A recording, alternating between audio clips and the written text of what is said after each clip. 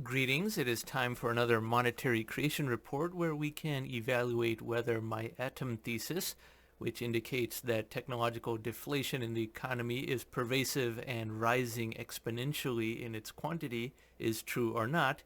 And I've done these monthly videos for quite some time. And so we go to this Yardeni report as we always do, produced by Dr. Ed Yardeni, and we scroll down to the four major central banks of the world.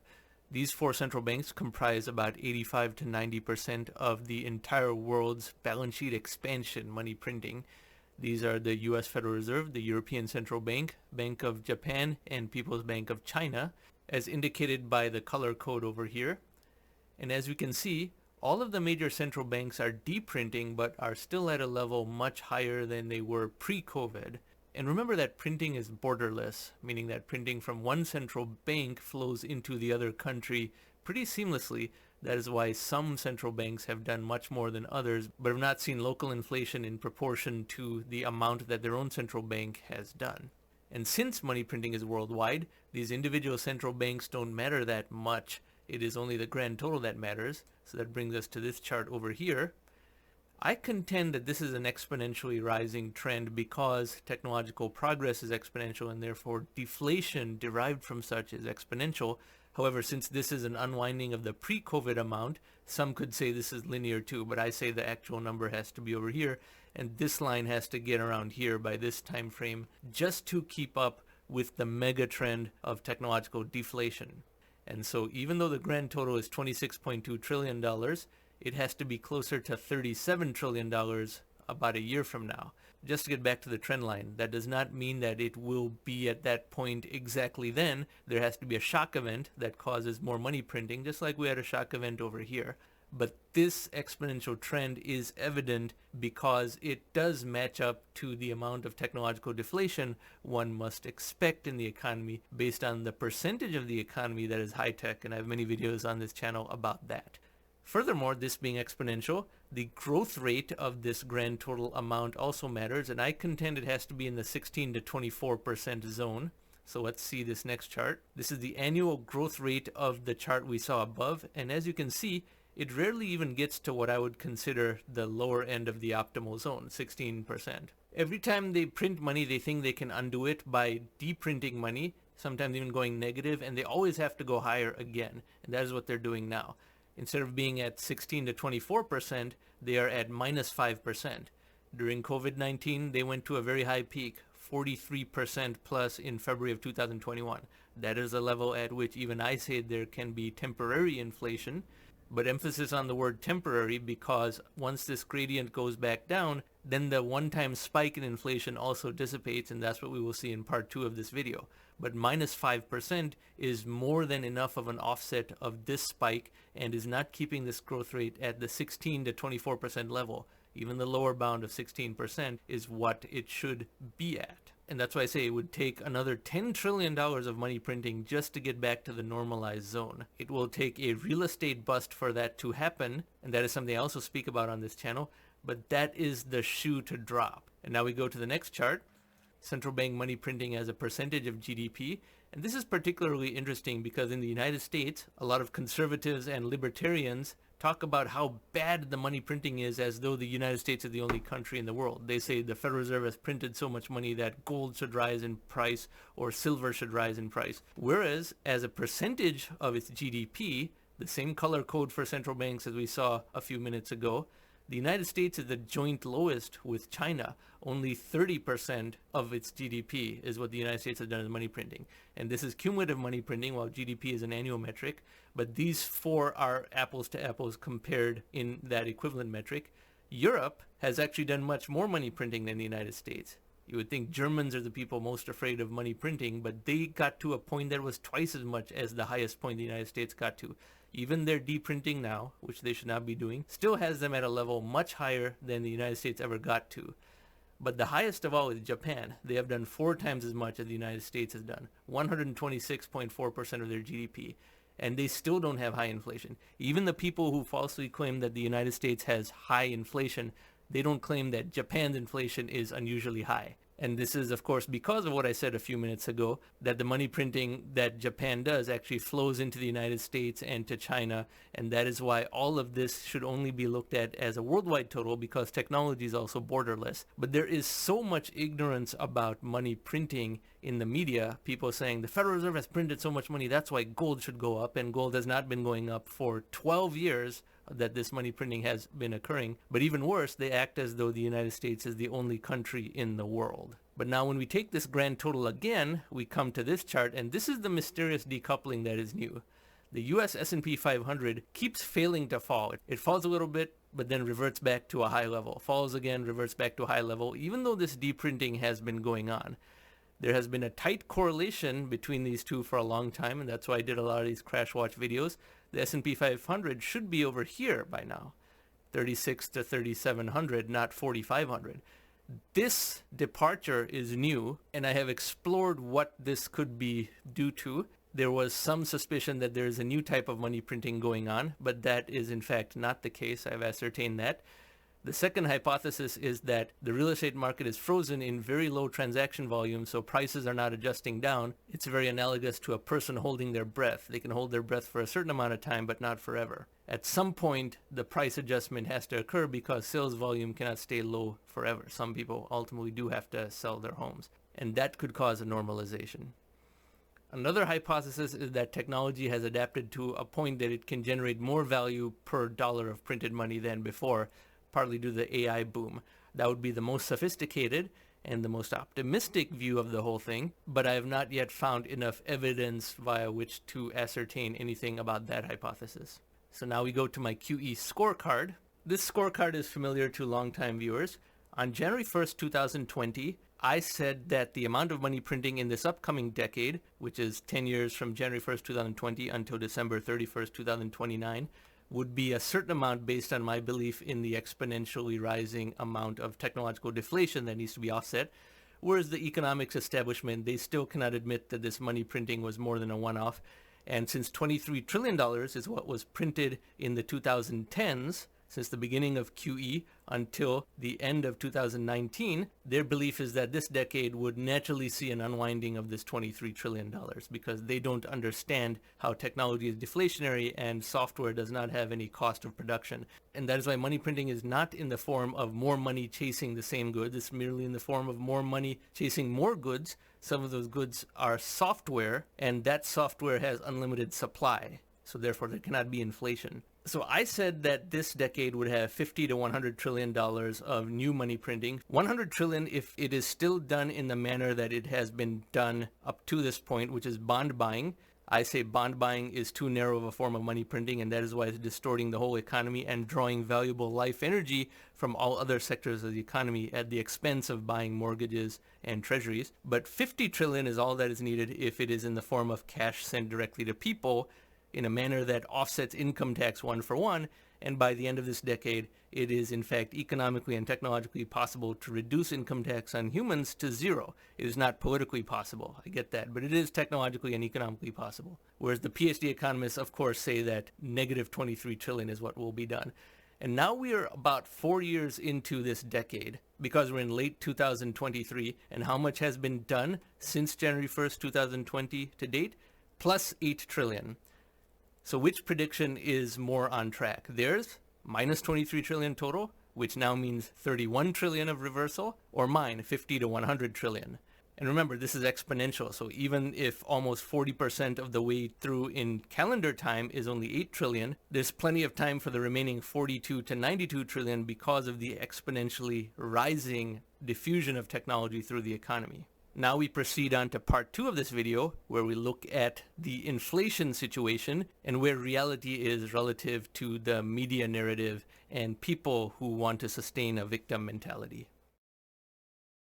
And in this month's inflation scorecard update, we revisit my traditional matrix of 3%, 3%, 3%, and how all three of these measurements have to be above 3% for us to consider inflation to be structurally higher than optimal. Remember, 3% is optimal. less than 3% is not the maximum amount of technological disruption for the least amount of pain for the poorest people, and too far below 3% is deflation, which is very bad, as you can study about in this video up in the right-hand corner's tag. So 3 measurements: the 10-year compound annual growth rate of the US CPI, the 10-year compound annual growth rate of the Goldman Sachs Commodity Index. This is the most important of the 3 because commodity inflation versus deflation is very directly tied to human prosperity versus human hardship. And that is much less true for service inflation, which is not included in the GSCI, because service inflation is simultaneous with wage increases. And I'll talk a little bit more about that. And then the 10-year US Treasury yield, which is more an estimation of future inflation, but it has a tremendous amount to do with the U.S. fiscal situation and deficit spending, as well as the real estate market in the U.S.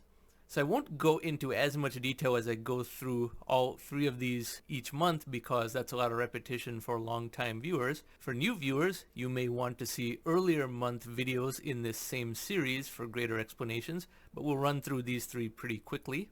First, the 10-year U.S. Treasury yield. This is above 3%. It is 4.44% on this 1-year chart. But if we take this 5-year chart, you can see how long it was below 3%. But at the moment, this is above 3%, but having a lot of trouble going higher. Every time it gets a little bit high, there is a weakening in the real estate market and the treasury market, and it falls back down. So this one is above 3%. Now we go to the Goldman Sachs Commodity Index. Goldman Sachs Commodity Index, the 10-year compound annual growth rate of this is minus 1.18%. Oil prices are falling because of increased production, and that is helping this go down. Also, gold is completely failing to rise above 2,000 for any sustained period of time. It's still on its very slow growth rate of 2% a year. This also includes natural gas, silver, copper, and all sorts of commodities. And this is the most important measurement of all because A, it is worldwide, and B, it comprises of freely traded commodities. A lot of people who like to imagine that inflation is higher than it is, they quickly claim that the CPI understates inflation, which is simply not true because the Goldman Sachs Commodity Index is showing an even lower inflation rate. But even if they are not satisfied with the CPI, there is no argument against the Goldman Sachs Commodity Index because it is worldwide and it comprises of freely traded commodities, and therefore it is not manipulated and rigged as an entire index.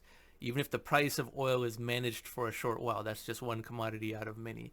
So this completely destroys the narrative of the high inflation people, and that is why this continues to be the most important measurement. And now we go to the US CPI. We'll go straight to the table rather than to the BLS.gov website to make this video a little bit shorter. These are the readings of the CPI from the BLS.gov website, which you can verify on your own. And the way to read this table is that the 1-month inflation rate annualized is this amount. So 1 month to the 12th power, 2 months to the 6th power, 3 months to the 4th power, 6 months square. That gives you this annualized number because a lot of people think just the annualized number is important. Then the 1-year CPI growth rate is 3.2%, very close to what I would say is the optimal number, only slightly above the 3% measurement that I said. But of course, we look at this 10-year rate in terms of my matrix because that smooths out this noise. You can see how this is very volatile in short time periods. The 2-year inflation rate, square root, 3-year cube root, 5 years, fifth root, and of course, 10 years, 10th root. And this is how you see the annual inflation rate over all of these periods, so standardizing these different time windows. I even add another row for good measure, how since January 1st, 2001, what is the annual inflation rate? It is 2.5%, but for the purposes of our matrix, 2.8% is what we will see there because that's the 10-year rate. When the 1-year rate was temporarily high, all kinds of people were saying, only the 1-year rate matters. Can't you see that inflation is 8% year over year? And I said, yeah, it's called data noise. There have been years that have been negative deflation as well. That's why you have to take a longer time window to do any sort of credible macroeconomic analysis of structural inflation. Now that the 1-year rate is down to 3.2%, these people are nowhere to be found, of course, because they are very, very deeply committed examples of people who don't want to know the truth. They just want to see evidence that what they already believe is the truth and ignore evidence that what they already believe is not the truth. So now we go back to our matrix. So we looked at all 3 of these measurements: US CPI 10-year compound annual growth rate, Goldman Sachs Commodity Index 10-year compound annual growth rate, and 10-year US Treasury yield on today, November 17th, 2023. And the answer was 2.8% for the US CPI, as we saw, minus 1.18% deflation for the Goldman Sachs Commodity Index, the most important measurement of the three. And only one of these three is above 3%. The 10-year U.S. Treasury yield is at 4.44%. Remember, if all three of these are exactly 3%, that is optimal. Now, we can't thread the needle exactly, so that almost never happens for any significant length of time, if at all. But only when all three are above 3% will we entertain any notion that inflation is high to a problematic extent. And even then, only high by the amount of the increment. 3.1 is very little above 3%. 3.2 is a little bit more above 3%. That way. But as long as commodities are in deflation, you are not going to have a situation of major structural inflation, and that is why so much money printing has not caused aberrantly high inflation. And this is contrary to a mainstream narrative because people are always trained to worry about inflation as per Kartik's law of inflation, which you can see in this tag in the upper right hand corner, debating via anecdote, claiming indices are rigged, claiming deflation is good, all of the above. All these ignorant psychological maladies comprise the common tactics that inflation fearmongers tend to use. But no, inflation is not high. I don't care what anyone says because nobody really has a data-driven argument to refute that. And since people like to debate inflation via anecdote, you can crush them with anecdotes as well. Now, anyone who debates via anecdote is already an anti-intellectual because only the index matters. If they don't understand the concept of an index and you can't just cherry pick a certain item saying that the price of Doritos has risen 50% from what it was 3 years ago, those are people not smart enough to understand the inflation situation and even discuss it intelligently. Nonetheless, since the rate of inflation is moderating back down and that little spike of inflation is more than a year in the past and getting further in the past, CNBC has put together this useful chart of showing which sectors and which product types are in fact falling the most. Ironically, the two that the inflation whiners used to cite the most often, eggs and butter, are actually falling a great deal among food categories. Eggs are actually down 22%. They said eggs were rising, but now that eggs are falling, these people are nowhere to be found. They have to move on to something else. Energy is also falling, and energy overall, so this is not just one cherry-picked category. This is the entirety of the energy index. It's falling, minus 4.5%. That is a very comprehensive and favorable indicator. And health insurance has fallen 34%. That is another big area that usually causes a lot of pain for people. It has fallen a great deal. So while one should always look at the indices as per the three metrics that I showed in that inflation scorecard, when people really pull out anecdotes, you can crush them with other anecdotes. Yes, they should look at indices, but if they're not smart enough to understand what an index actually is, and they have to relay something that their wife's boyfriend's parole officer spoke about, you can show them this and tell them, no, eggs have gone down in price. And that's how you silence people at that level. That is an unscientific method, but it actually crushes their mode of operation because they've shrunk the debate to an anecdote. Doritos or Cheetos or Ho-Hos or some other processed food. I think I'm going to have to do a video about how people who worry about inflation should really be worried about inflammation, a very similar word but a very different concept, because what these conservatives and libertarians cite as inflation-causing anecdotes are usually extremely unhealthy foods that you should not be eating at all. Doritos are $6 a bag, or Coca-Cola is now so expensive. Yeah, that's God's way of telling you should not be consuming high fructose corn syrup. So I'll have a video about that. It'll be funny. Anyway, this was the Monetary Creation Scorecard, and if you like this type of content and want to see more such data-driven conclusions, I encourage you to subscribe to this channel, and thank you very much for watching. Technological singularity, Elon Musk, Tesla, inflation, Ray Kurzweil, Federal Reserve, inflation, hyperinflation, artificial intelligence, AI, Elon Musk, Tesla, Ray Kurzweil, technological singularity, universal basic income, technological disruption.